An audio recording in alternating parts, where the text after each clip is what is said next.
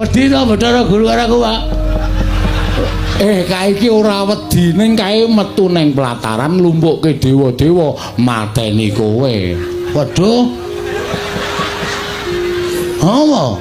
Domongi kok. Aku padahal mau main Gojek dewa kok jak Gojek ki ra iso. Mula aja sok sembrono. Waduh cilaka iki, Tru. Aku diwangi, Tru. Ya. Reng, apa? Aku diwangi ya. Oh, tangane wetekle ora kon gelut. Ayo nganti rak ya ora tekan. Oh, ditanono ora ngewangi aku berarti kowe tega ropatiku. Iya, sae-saeku lho.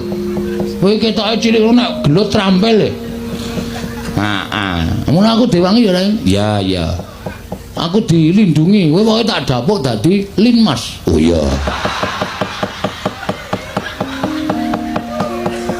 Linmas kaya ngene iki sing wedi sapa coba? Linmas kok ting gendiek-gendiek ngene. Sing penting getakane kok, Tru. Getakan sempritan sing penting. Ha iya ora. Wis Pak, Bapak rasa kuwatir, tak tanggunge Pak, rasa wedi. Ngono ana apa-apa piye? Saya tak takon. Kowe tresno ora aku? Aku tresno. Nek kowe tresno, mengko nek Bathara Guru methoke aku arep mateni karo aku. Pethoke ya, Pak. Oh iya. Ya?